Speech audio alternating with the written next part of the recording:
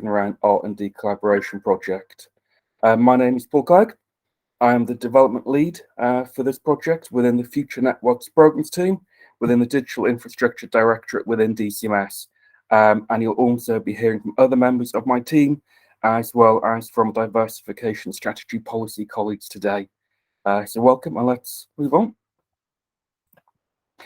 So a quick look at how we're going to run today's session. So in a moment, you'll be hearing from policy colleagues on the context of this work, then a little about the project ambitions. Then we'll move on to detailed information about the timings, the money, what's important, and how to apply. Then we're really pleased that we will be hearing from Republic of Korea colleagues. Then, as I said, there'll be the opportunity for you to put questions to us. And then before we wrap up, a number of organisations have asked to do a pitch to the broader group. Okay, great. So on to the next slide, please, and over to David and Joe. Thank you. Thank you, Paul. Morning, everybody. My name is David Taylor. I'm International Strategy and Engagement Lead for Telecoms Diversification in the Digital Infrastructure Directorate here in DCMS, and I'm with my colleague, Joe Bolson. So this morning, we're just going to set the kind of policy context for our international work and what we're doing more broadly on consensus building and targeted R&D action. So next slide, please, Alberto. So to go back to the beginning, there's a question in the chat, Alberto, but I think, yes, the presentation has started. It has for me. I'll carry on. To go back right to the start, in 2020, the UK government, we published our 5G supply chain diversification strategy. And this is where we set out the UK's long-term approach to achieving a healthy 5G supply market. And the strategy is built on 3 core pillars of activity. So firstly, the first pillar is working with incumbent suppliers, of course, Nokia and Ericsson here in the UK. And we believe they have an absolutely crucial role to play. The second is centered around attracting new suppliers into the UK market to build resilience and competition. There's an important role for the government to enable new entrants to the market, for example, by seeking to remove barriers to entry, for example, whether they be policy or regulatory. And the third strand focuses on accelerating the development and deployment of solutions like Open RAN. And you will have seen the government has committed, together with UK mobile network operators, a joint ambition for 35% of the UK's mobile network traffic to be carried over open and interoperable RAN architectures by 2030. Next slide, please. Excuse me. So yeah, we see telecoms diversification as a global issue with global solutions. The UK makes up less than 2% of the global supply market, so we're very aware that we need to work together with like-minded partners across the globe to achieve our goals. We believe the key principles of our approach of openness, competition and diversity are firmly in the interests of all states, all those states who want to ensure fair, secure and resilient global telecom supply market. We believe the international community needs to send a clear and collective signal that will enable and support industry to work with governments to make strategic investment decisions that will drive increased investment in R&D, as well as a commitment to adopt interoperable solutions and build resilience in supply chains.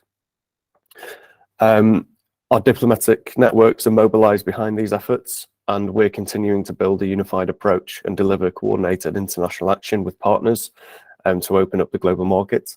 We're also making use of our extensive trade network to build on strong relationships with suppliers and technology providers to establish commercial partnerships with UK industry and attract investments into the UK. We're also committed to working with industry on an international scale to build consensus, for example, by promoting and getting endorsement for our Open RAN principles, which we published in April this year, and I hope many of you will have seen those. And then finally, we are working with industry and international partners to ensure standards are set in a way that enables market growth and diversification and accelerates the development of open interface solutions. And for the next slide, please, I'm going to hand over to Joe. Thank you. Thank you, David, and Joe. I work in the international team, some Asia Pacific. And so yes, on the targeting international action side, I think a key element of our international collaboration. I don't think we can hear you, Joe. Oh, sorry. Am I? I'm having a few audio problems. Is that better? It's better when you go closer to the laptop, I think, Joe. Okay. So hopefully everyone can hear me now. So apologies for that. But yes, I was just saying that a key element of our international collaboration is working with priority international partners, as David said, and it's directly contribute to increasing the supply diversity. And this can take many forms, including through our information sharing networks. And Joe, I'm sorry, you're not audible. no, am I not? Is that better? I do apologize. I've been having a few audio problems of late. If you just speak as loud as you can, Joe, close to the laptop, I think it's working. Okay, I do apologize for that, everyone. So I'll start again if that's okay. So a key element of our international collaboration is working with priority international partners to directly contribute to increase in supply diversity. So this includes sort of avenues like information sharing and also the R&D collaboration on open interface and interoperable solutions such as Open RAN. And because whilst Open RAN promises to release the supply lock-in across today's market, the technology is still relatively nascent and requires further research and development to ensure that it is able to match the performance, efficiency, and robustness of traditional network architecture. So through trialing this technology with projects such as the UK and Republic of Korea Open RAN R&D collaboration, we'll be able to accelerate this development and technologies.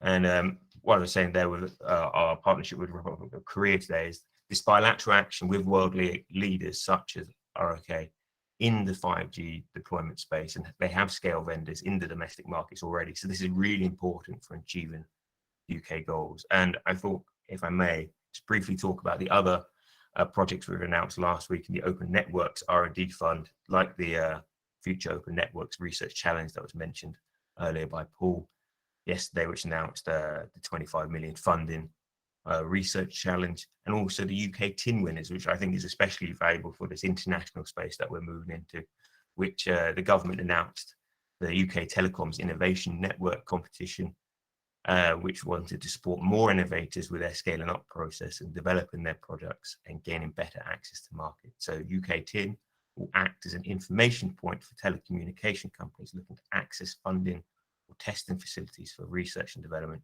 and support their entry into the UK market.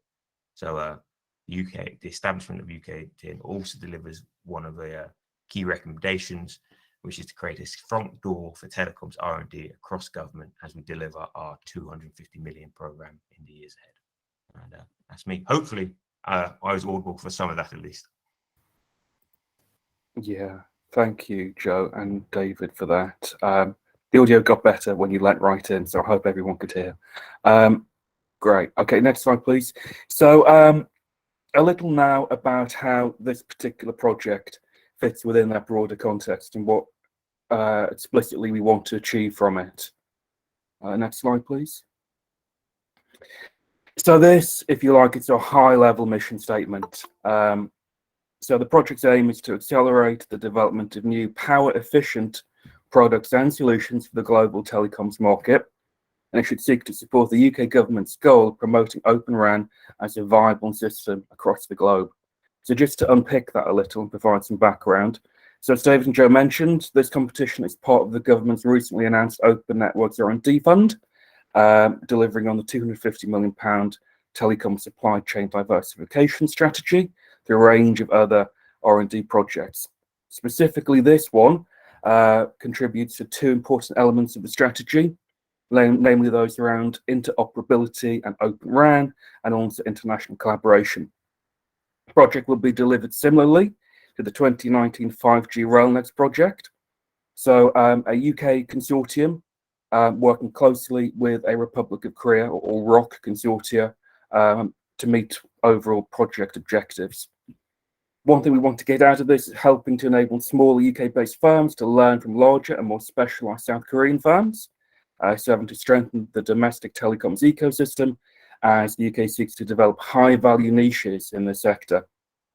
And we also want the project to promote the UK and RoK as global leaders in 5G by highlighting our learnings and successes via various information sharing exercises, including big international events.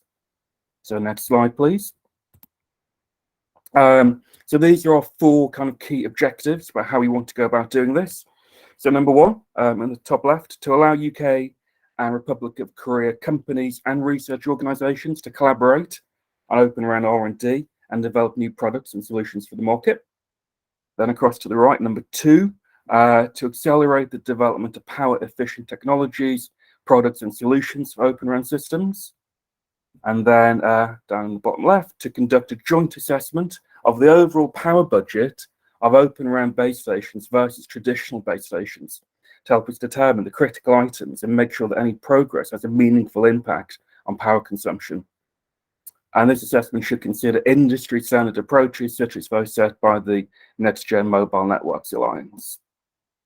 And finally, by the end of the collaboration, we want to see products and solutions developed in the project that should match or exceed the performance of those currently provided by the market. Furthermore, we want to move power efficiency of Open RAN networks closer to meet the requirements of MNOs. Thank you. Next slide, please.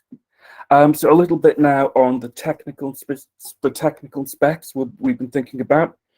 So the scope for the project includes a full range of techniques, components, and systems which could materially improve the overall end-to-end power efficiency within an Open RAN system, including but not limited to. So these are kind of our starter for 5 nearly. There may be others, but these are 5 we think are particularly interesting.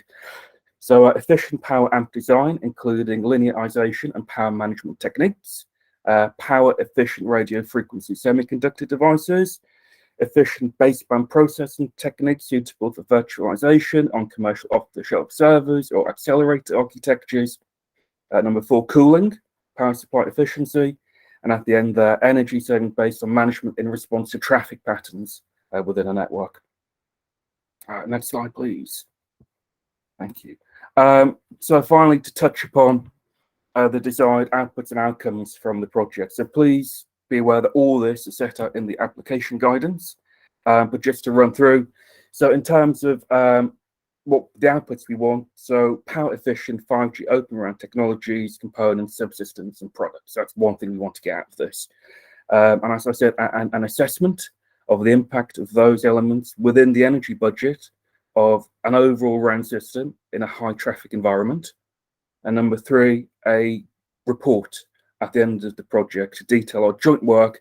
So as I said earlier, we can showcase this to international partners.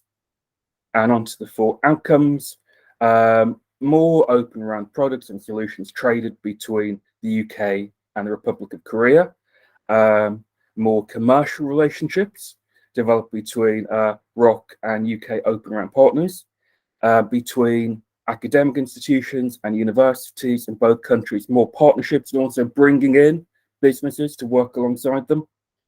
And then finally, the knowledge developed by the projects, the 2 projects, by the collaboration being shared internationally, ultimately to promote a more open and diverse telecom supply chain. So going back to the original ambitions of the diversification strategy and emphasizing our commitment to accelerating the development of Open RAN interfaces such as Open RAN. Okay, so it's back to Alberto now. He'll take you through more of the detail about how actually this is going to happen. So over to you, Alberto. Thank you.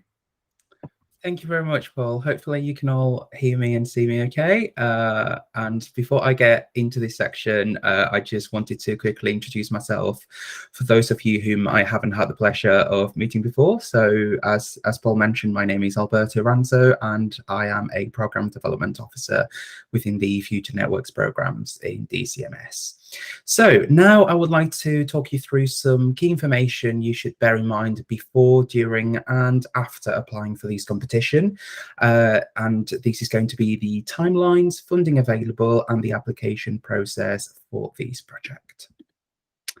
So to start with, I would like to share with you these high-level milestones. I will be talking you through these in more detail later, but in any case, it's worth mentioning that these are available already on gov.uk and in the application guidance as well. So on to the next slide. So as I move on, I would like to focus on three main areas, which are the amount of funding available, some key points about the application process, and finally, the eligibility criteria and subsidy control. So to start with, on funding available, there is up to £1.6 million available until the end of March 2024 to a single consortium of at least 2 organisations. DCMS will grant the funding available subject to the winning consortium satisfactorily completing all pre-grant requirements, due diligence, and signing a grant funding agreement. Please also note that DCMS expects to enter into the GFA with the successful consortium within 10 weeks from the moment the successful applicant is notified. And please note that the Institute for Information and Communication Technology Planning and Evaluation, IITP for short, which is DCMS South Korean counterparts, have already selected a winning consortium of organisations that they will work alongside the UK-based winning consortium. IITP will grant a fund of up to £1.5 million, and we will hear from IITP shortly, as well as from the winning consortium. So now I would like to move on to eligibility. So this competition was launched on the 26th of April. The 26th of July, not April, and all documentation, as I mentioned, is available to access on gov.uk. A very important milestone to keep in mind is the 20th of September 2022 at noon, which will mark the deadline for submission of applications. Just to reiterate, these will be at noon and not close of play on the 20th of September. Having said that, we do ask that you aim to send us your application days before the deadline at the latest, as it can sometimes be more complex than you think to send us all the required documents. We would like to encourage you to access the information on gov.uk as soon as possible and to get in touch with us before the 13th of September with any questions that you might have. It's worth highlighting as well that relevant Q&A will be published on gov.uk so that everyone can see this, and these will be updated regularly as well. So once you have checked all the documentation on gov.uk, you must submit all the required documents to be eligible for assessment, and these must be done by the lead partner. The first thing we do is check this, and there is a checklist ready for you in the guidance, and I will also run through this in a moment. So upon receipt of the application, DCMS will carry out an eligibility check in which we will ensure that all the documents required have been submitted successfully and that all organisations wanting to enter this competition are eligible for funding. Between the end of September and October, DCMS will assess and score each application following the criteria set out in the guidance. And after this assessment phase, shortlisted applicants will be notified and invited to interview. This interview stage is likely to take place around October time. After the interviews have taken place, all interviewees will be notified of the outcome, and we are expecting for this to happen in November.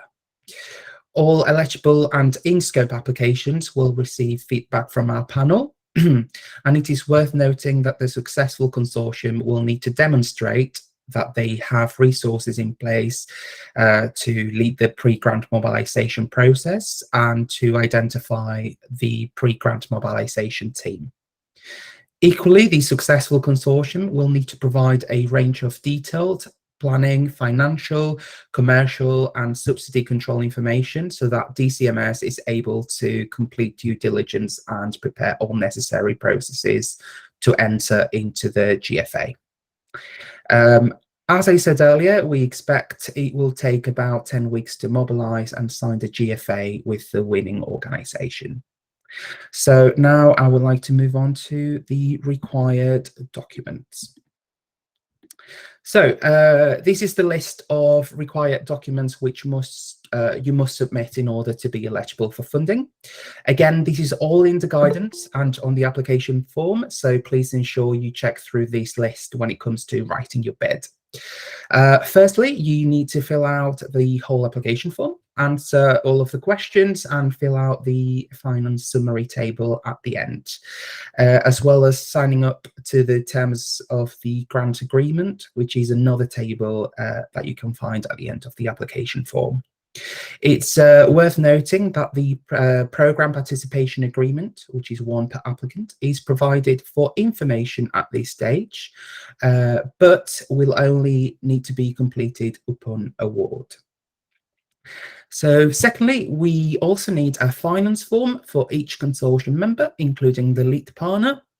Thirdly, a PDF document including 2 years of latest accounts for each consortium partner, as well as the consortium lead organization. And finally, an appendix setting out a resourcing plan, project costs per milestone, and spend profile. You can find details of these in section D of the application form. Moving on. Okay, so there is a lot of detail here, and as mentioned, this is all in the guidance. We keep saying this as it's a very important document to check moving forward.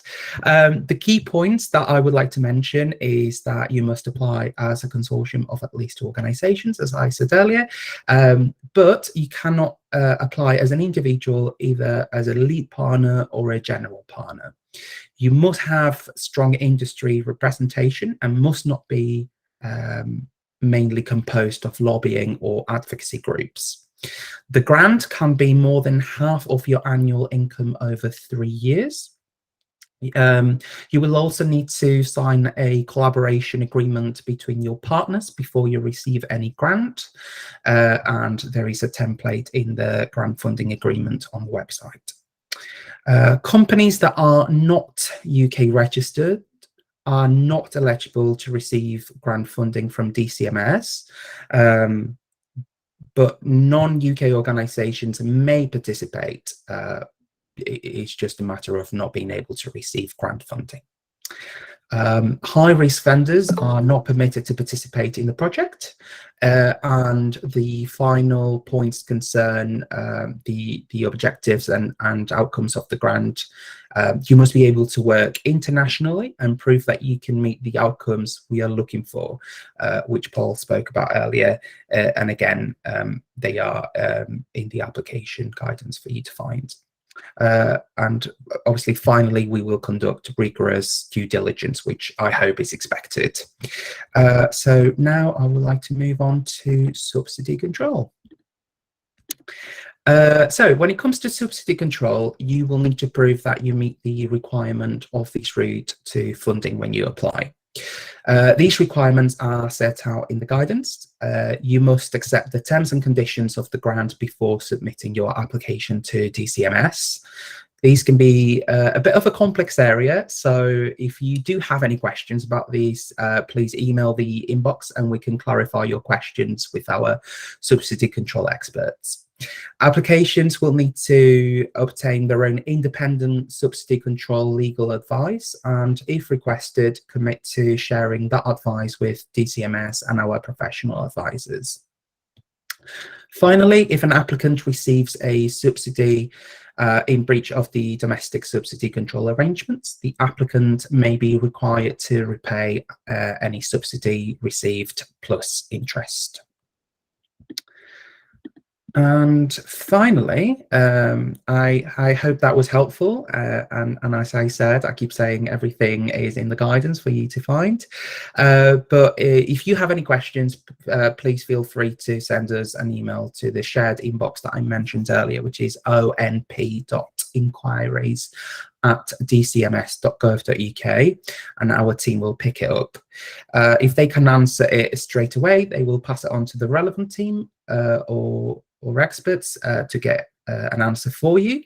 And as I mentioned, your questions will be aggregated and added to a Q&A log, which will go on the competition website, and these will be updated regularly. So as I said, for anything commercially sensitive, we will work with you to ensure that we have removed details you do not want to share. And just as a reminder, links to the slides that we're showing you today will be provided afterwards, both via email if you registered for this briefing event, as well as on gov.uk alongside the full recording. So moving on, I would like to pass it over to Joo-hee Kee, the Director of the IITP Cybersecurity and AI Semiconductor R&D Evaluation Team, who will be guiding you through the Republic of Korea's perspective of this collaboration opportunity. And following Joo-hee, we will also hear from Han-seok Kim, Managing Director and Principal Investigator of Solid Labs. So over to you, Joo-hee. Thank you so much, Mr. Alberto Aranjo. Good morning, I'm Joo-hee Kee, team leader in charge of International Joint Research Project at IITP. I'm so happy to have the chance this greeting for briefly event for open R&D, RAN R&D collaboration between UK and Korea. I think this collaboration offers a strategic opportunity for the UK and Korea to establish global leadership in the priority area of open RAN network power efficiency. For this collaboration, UK will support up to 1.6 million pound to a UK-based consortium, and Korea will also support up to 1.5 million pound to the Korea-based consortium. Solid Lab, which was selected last July through assessment of bids and interviews. As Mr. Alberto Aranjo mentioned already, Korea recognizes the importance of international collaboration to drive long-term and sustainable challenges in the supply market as much as UK. IITP hopes that this international joint research project leads to good outcomes for open RAN network power efficiency. Thank you so much. That's all.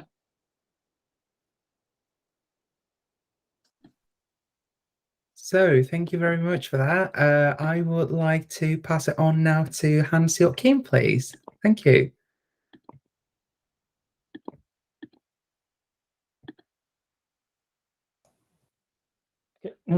Hi everyone, this is Han-seok Kim from Solid Labs Korea.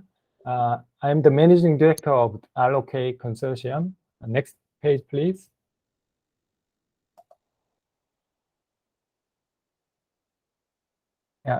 First, let me introduce the partner companies of RoK Consortium. Next page, please.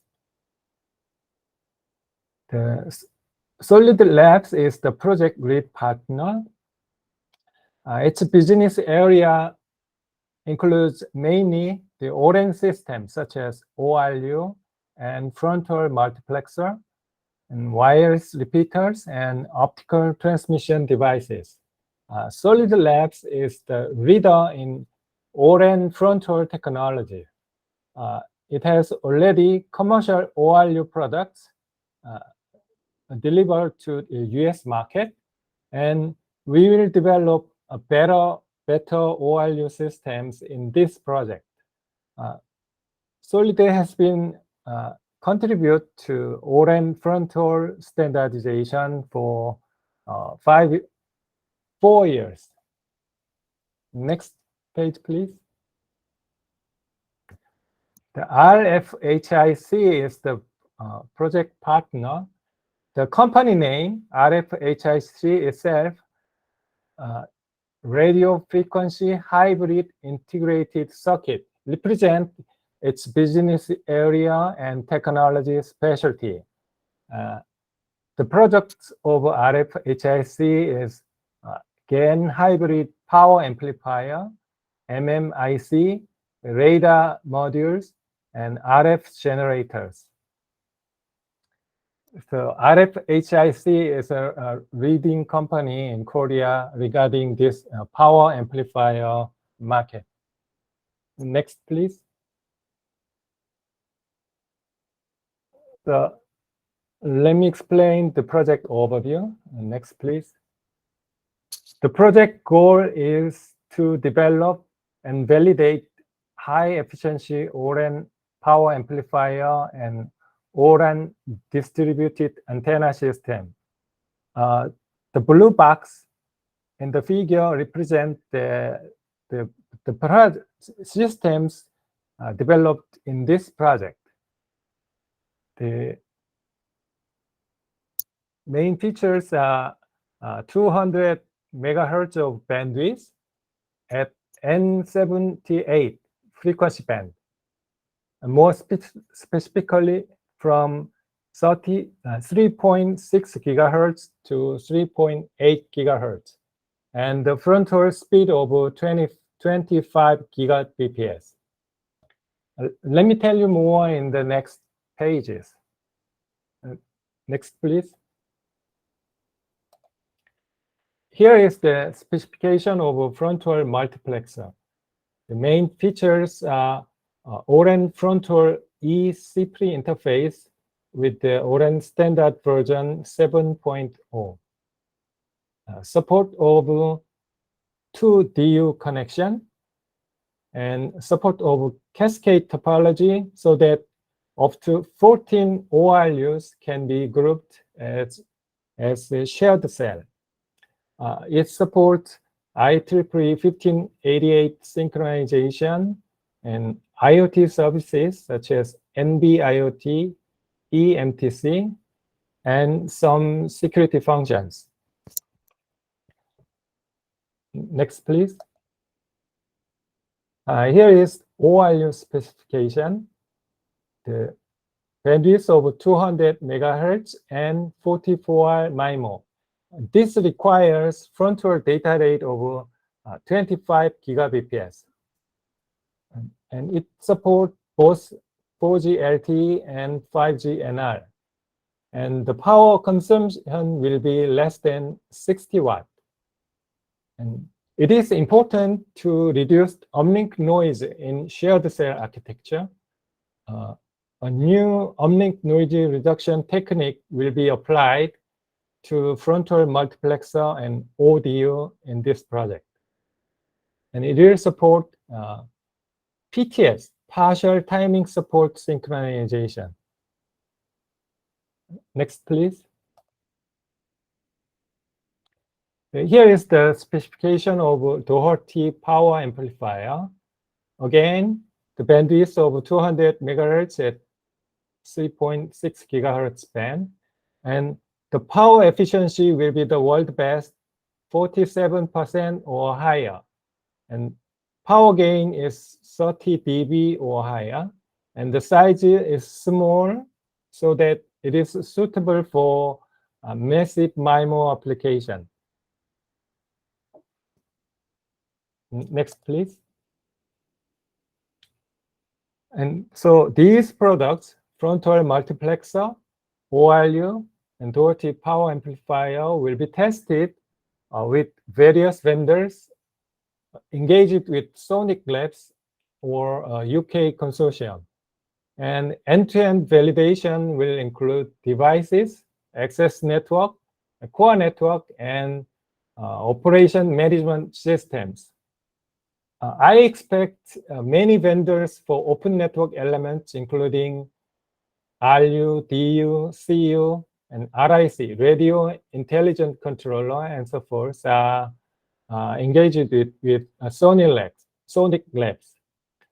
So demonstration of key functions and listed in the box right side, the shared cell, IoT, uplink noise reduction, and some performance in energy aspect. Next page, please. Next, please. So we expect from UK consortium that we will have close co-working, on-demand and or regular discussion. So roughly the planned activities are in the first year to define the frontal IoT profile and to discuss macro ORU, high power massive MIMO RU requirements. And in the second year, to define the multi-vendor IoT scenarios and to define RIC-based energy optimization scenarios and so forth. And the last year, finally, we carry out the end-to-end validation in real environment. Thank you.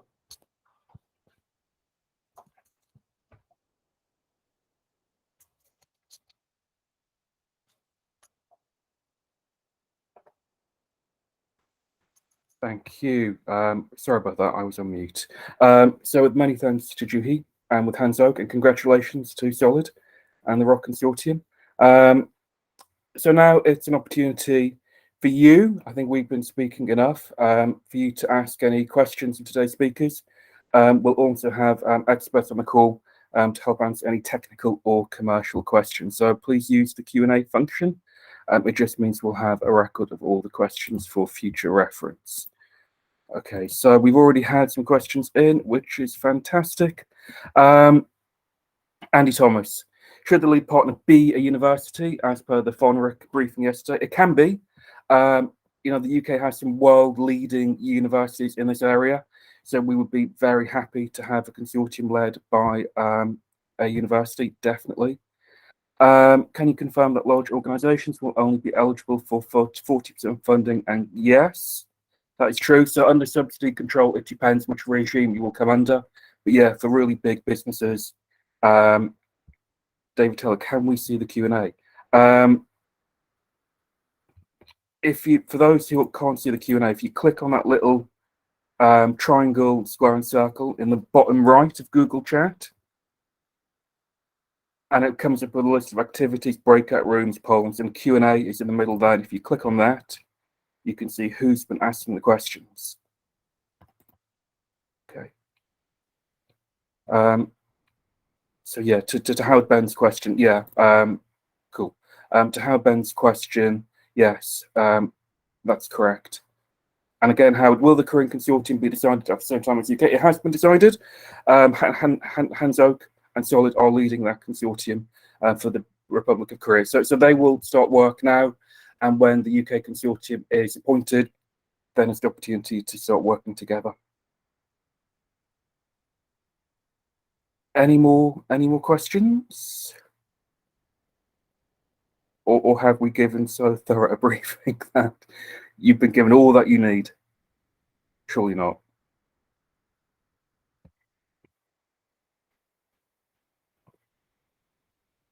Great, okay. Other funding revenue rules saying for SMEs. Yes, I mean, if Dale's on the call, I'm sure he can answer this more eloquently than me. But the old kind of state aid funding intensities apply equally under subsidy control rules.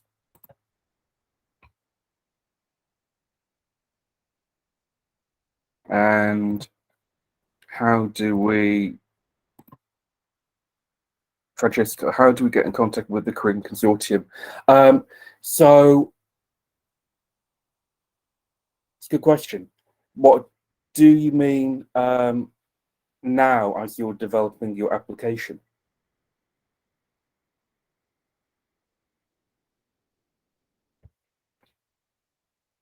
That's a good question. Have Republic of Korea colleagues considered to what extent they would be willing to work with those who have not been appointed but who are developing bids?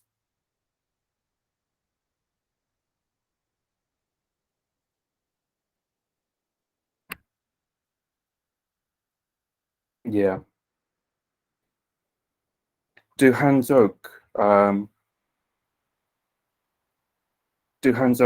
or Juhi have anything to say about expectations at this period of the competition when the Korean consortium is established and getting underway, I mean, how would you expect to work, if at all, with those consortia potentially developing bids at this stage?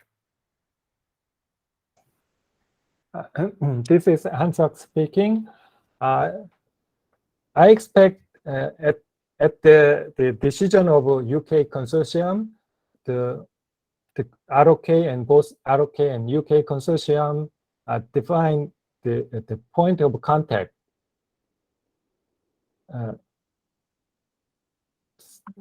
The person in charge of the communication between two parties, so that we may establish a regular meeting or on-demand meeting if necessary. So that first we need to start with defining the IoT profiles. Even though the standard defines many items, we need to focus on first the essential standard factors. So as we define those as a IoT profile. So I hope even before the decision of the consortium, we are open to be contacted by the applicants. If applicants can't have some questions to RoK consortium, I'm happy to talk with them.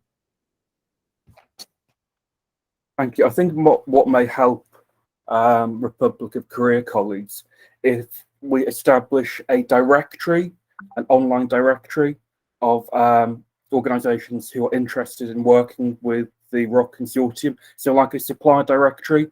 So we have something similar on UK 5G's directory now.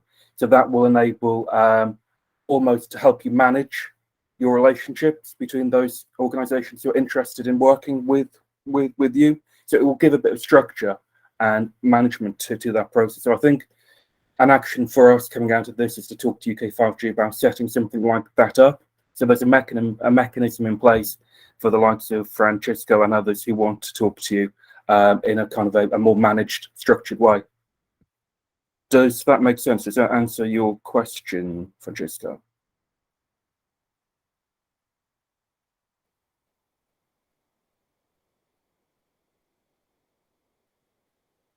Okay, brilliant. Thank you. Question from James. Would it be expected that the Korean consortium lab is connected to a UK lab and vice versa? So on how exactly these two labs are going to work, I'm going to hope that Ian can step in here and bring in a bit of real world experience about what this could look like. Is that okay, Ian? Yes, absolutely.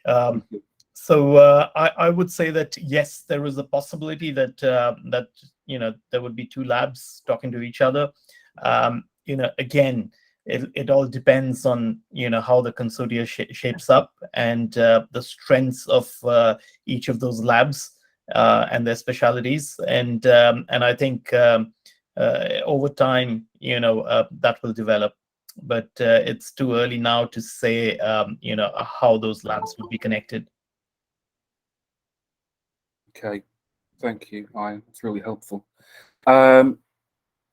Okay, some offer from Andy at Cellnets there. I'll leave that, move on. Thank you. Saroj, do you have something to show on a demo as well? To whom is that directed?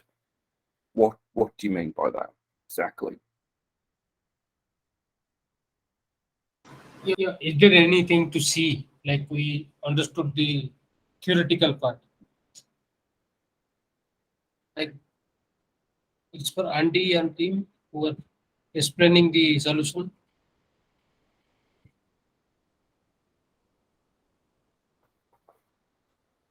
I'm still not entirely. Yeah, Ian, can you? Saroj, do you mean the setup which Solid showed, or? Yes. Okay. Yes. So again, with Solid, I believe that that's the aspiration which they have to reach. The diagram which was shown out there, that's what we want to reach do. I don't think there is anything at present architecture-wise to show, as far as I understand, but this is again a question for the Solid team.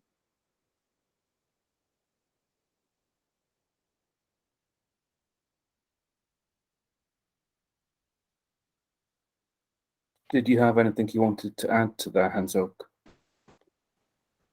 I think the applicants in UK side, they have questions regarding these IoT profiles even before they are selected as a final winning consortium.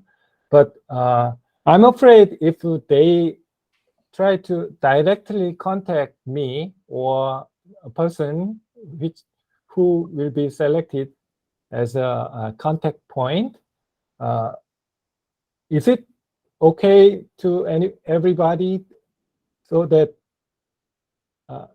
I mean, I'm afraid that it will affect fairness to the competition. Is it allowed to contact RoK consortium Yeah, without any restriction? No, I think that's a good point. I think that's my suggestion earlier about how we kind of formalize that process. So we have a directory of those companies interested in working with you. And then it's something we can monitor to build a bit of structure and transparency, because you are completely right. You know, I'm sure Dale will step in here. We can't unfairly advantage one potential consortium over another. So whatever you say to one consortium, it would need to be shared with all of the others. So we'll need to find a process, a structure to make sure that everyone has the same opportunity as everybody else. Otherwise, we run into all sorts of trouble. Absolutely. I think, Paul, that's quite key, and I think that social kind of space which we want to create through UK 5G or any other bodies, we have to kind of democratize that and make it available for everyone. Going back to your question, Saroj, I would say that in that space you would see Solid's development and everyone else would get to see that as things are developing from the Korean side. Yeah, I have a thank you. suggestion. Understood. Yeah. Okay, brilliant. Thanks. I have a suggestion. During the competition period, how about this? The applicants in UK side, I mean, someone in DCMS collect questions from applicants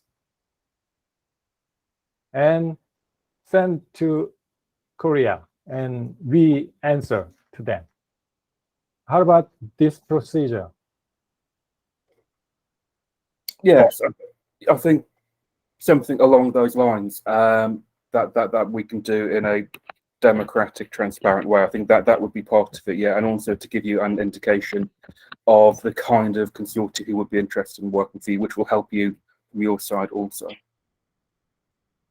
Okay, thank you for that. I see Seshai has the hand up, but James has got a question about security connecting between labs. Well, absolutely, yes. So the application guidance, we put a lot of emphasis on a winning bid will need to have thought about all the various security considerations. The guidance goes into some detail about this, so we'd want to be reassured that you had also given this sufficient thought. And then come to GFA sign-off. Again, there are lots and lots of terms around security data within that document. Yeah, so it's incredibly critical to this project, as it is to anything in the open RAN space.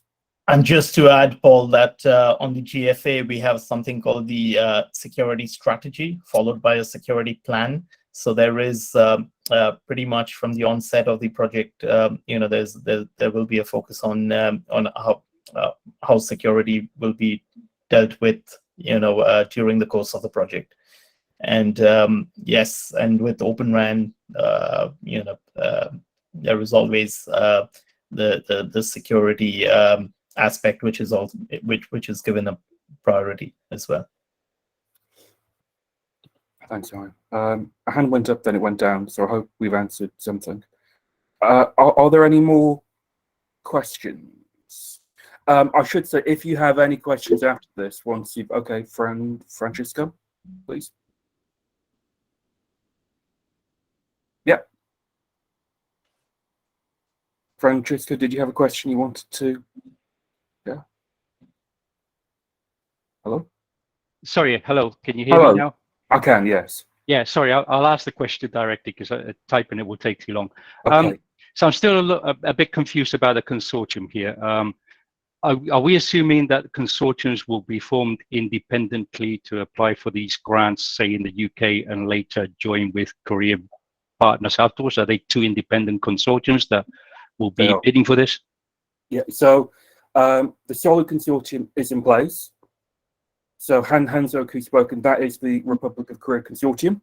So they're now in place. And we will be competing for a UK-based consortium, a single consortium, which we're aiming to have notified the winner in November this year.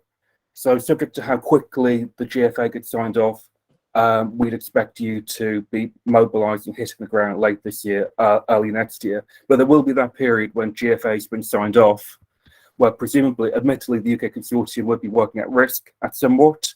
But given that you had been successful, I think then the dialogue could begin about how the collaboration would work out in practice. Okay, cool. Yeah. So in reality, there doesn't have to be a Korea partner in a UK consortium. No, even though that could be, of course. Okay. So the RoK consortium is separate, UK consortium separate, but the two work together. Brilliant. That helps a lot. Thank you. Okay, brilliant. Are there any more questions? I should say, if you think of anything after this, once you've kind of pondered and digested the materials, as Alberto said earlier, just direct everything to the mailbox, and we will, get back to you with informed advice, answers as quickly as possible. So this is not your only opportunity, of course. Okay. Going on. Alberto's already gone. Okay. Thank you, everyone. Some really good questions, very thoughtful. So I'm over to Alberto now, who'll be leading the next stage of the briefing event. I thank you for those who pitched and helped on the Q&A there. So over to you, Alberto. Thank you very much, Paul, and thank you all for your great questions. Don't hesitate, as Paul said, to get back to us on the email address that we gave you earlier, and we'll get back to you. So now we're going to move on to the next stage in our presentation, which is a pitching opportunity for those entities that sent us some materials and would like to speak to the wider audience here today. So we are going to have three entities speaking today. So the first one will be Compound Semiconductor Applications Catapult, followed by Net AI Tech, and finally the University of Surrey. So I am going to pass it on first to Compound Semiconductor Applications Catapult. So if you would like to unmute yourself, and I will make sure to move on to the next slide when you wish. Thank you very much. Thanks, Alberto. Andy Sellers from the Compound Semiconductor Applications Catapult. If you can move on to the first slide, please. Thank you for the opportunity to present. So I'm Andy Sellers, Strategic Development Director with the Compound Semiconductor Applications Catapult. For people who are unfamiliar, the Catapult is a non-profit research and technology organisation supported by UKRI. There's actually 9 catapults in the UK.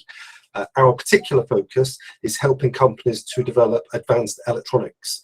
One of our focus market areas is telecoms. So this is kind of right in our sweet spot. And this graphic illustrates the kind of activity that we get involved in. So it actually kind of represents a supply chain of turning raw materials into a semiconductor chip, into a system and into an application. And where my Catapult has adds the most value, it tends to be in the middle of that supply chain. So we worked with companies earlier on in the supply chain who are developing the semiconductor materials. We help them to develop advanced modules and chips like power amplifiers, like subsystems, and then develop them towards end applications like base stations and small cell backhaul systems, etc., etc. Any minute they'll call me. Oh, I think somebody else is off mute there.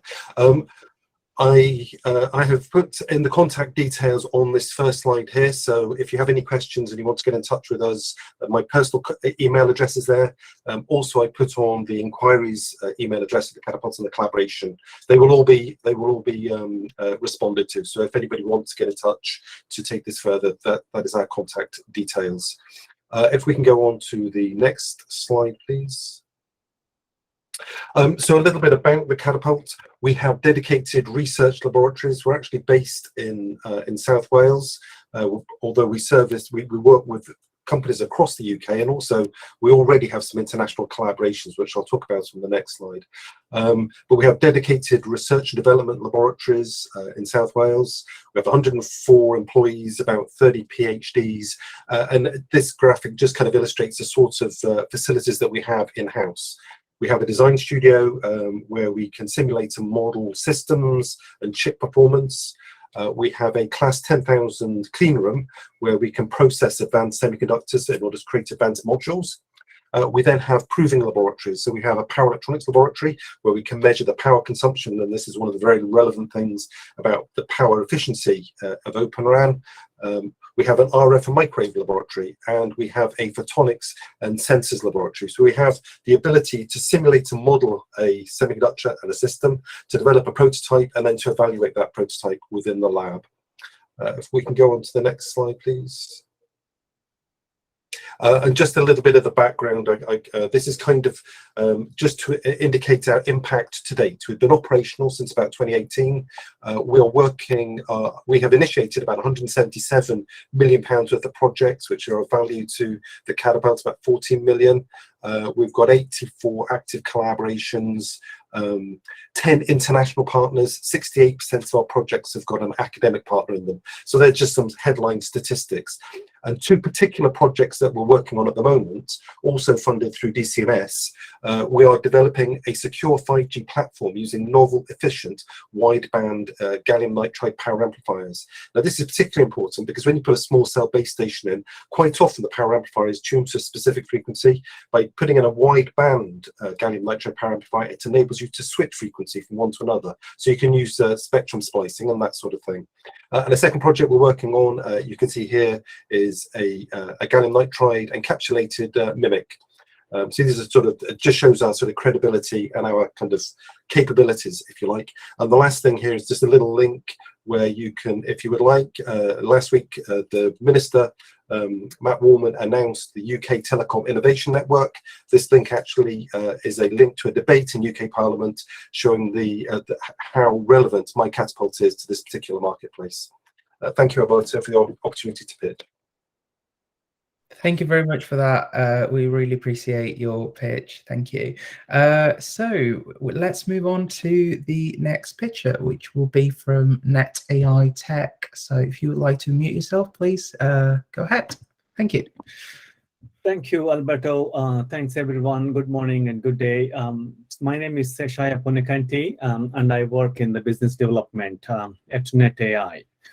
From the Net AI point of view, we are initially a spin-out from University of Edinburgh, building on years of research in our mobile networking and artificial intelligence research. So our mission is to harness the power of AI to make the cloud-based Open RAN networks both efficient and profitable. So to that, what we are bringing is a microscope solution, which is a carrier-grade software tool that addresses the critical needs in terms of the real-time knowledge of individual mobile service demands using AI. So in here, we plan to contribute to real-time network analytics, revolutionizing the general network management and the proprietary management systems that we see across. Yeah, so by introducing these lightweight systems, we hope telecom service providers can generate significantly higher profits in terms of CapEx, OpEx, and the TCO. So in a nutshell, the microscope solution basically disentangles the massive data streams into individual set of data points corresponding to the volume of the traffic by various services. As we see today, Netflix, Google, Facebook, etc. In future, there may be new services, but we decompose it down to the base stations or radio units, if you like, or DUs. Yeah. So microscope uses metadata, but not actual user plane data. That's where the management becomes more efficient and scalable for the Open RAN to be widely deployed, especially with the terabits of data per second going through the networks now.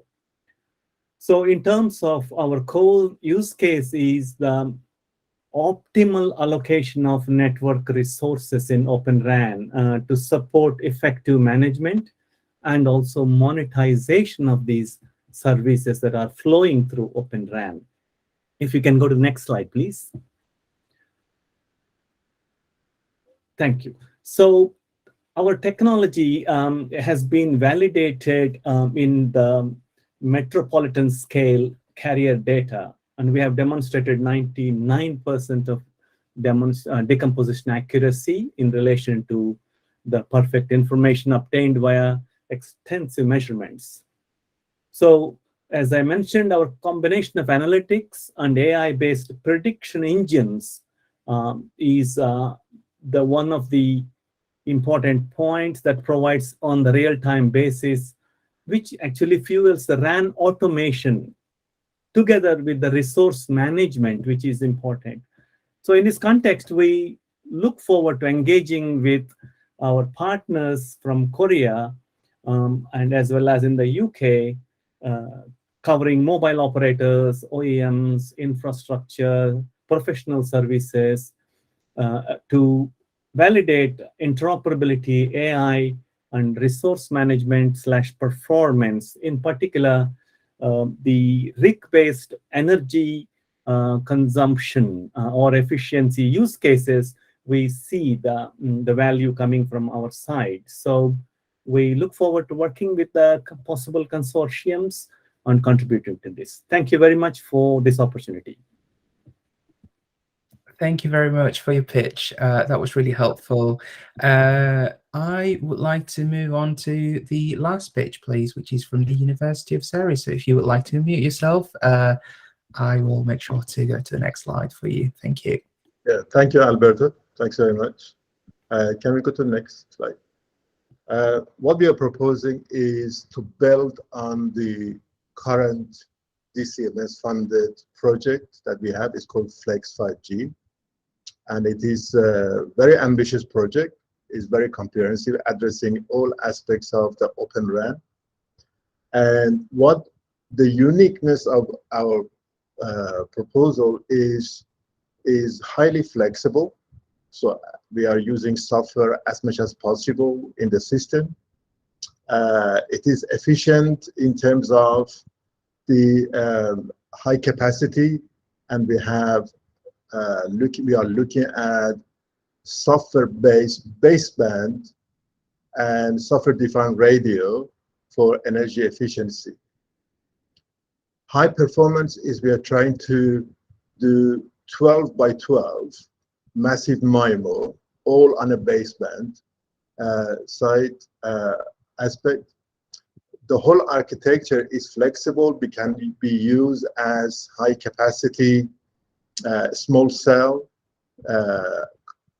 from a cellular system in form of the private network, or completely network in a box as like a complete standalone private network.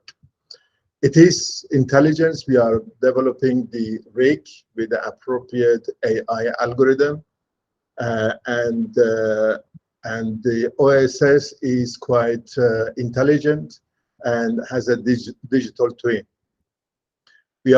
As we are doing research, we are implementing all of this in the lab on the Open RAN architecture that we have, and our SDR ranges from 3 megahertz or at the moment to nearly 10 gigahertz, and we are integrating that one in the RU massive MIMO antenna system.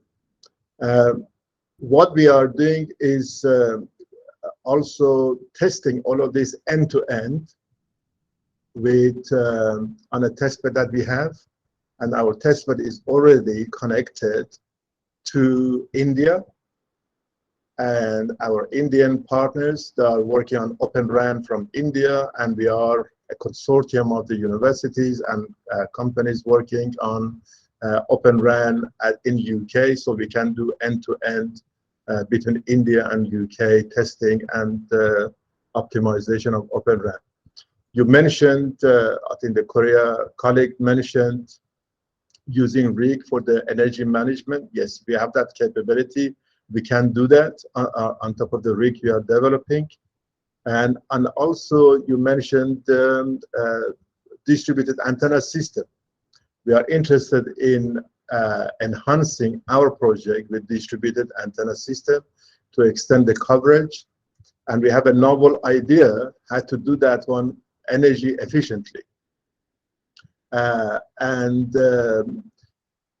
I think there's a bigger program is, I think it will not fit in within 1.6 million budget in this one, is we want to extend our SDR, software-defined radio chip, all the way to 100 gigahertz to cover a wide range of the frequency to 5G, beyond 5G, and to some extent 6G. So I will not go to the next page because I think most of the things I heard is based on the current project. We want to build on that. We don't want to start completely new project.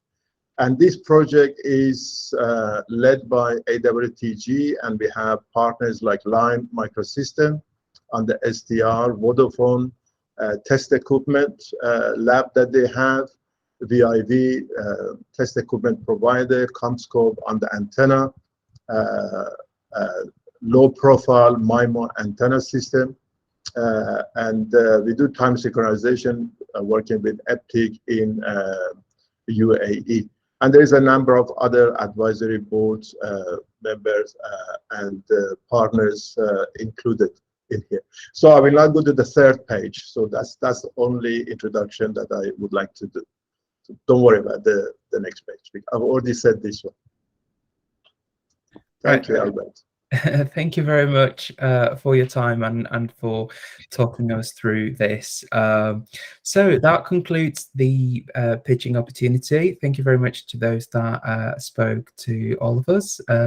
And I would like to pass it on to Paul to do the end of event closing remarks section. Thank you. Thanks, Alberta. Thanks very much to our three pitches. Really interesting. There's a question from James in the Q&A. I posted something into the chat, but for the benefit of others, James was asking about Sonic. So yes, we like Sonic, of course. We put a lot of money into it. So we would encourage the successful consortium to utilize the expertise at Sonic for testing. The aim being twofold: to establish kind of commercial links with UK-based businesses and draw in RoK vendors to increase their presence in the UK market. So yes, we do encourage you. We don't mandate it, but we do encourage you to use Sonic. We've got a bit of time. Are there any more questions before we wrap up? Okay. Okay.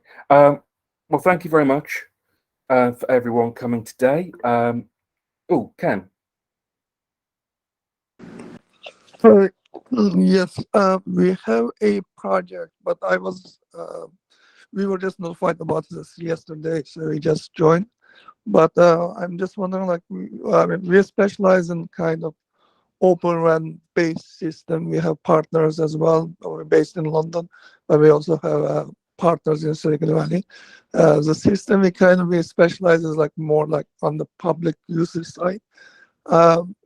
Since we were like invited quite late yesterday, I could have presented something we've been working on, which would have been interest to you guys. We did try to work. We did communicate with DCMS before as well. Maybe like I can send you guys some of the work we were doing on the open RAN space.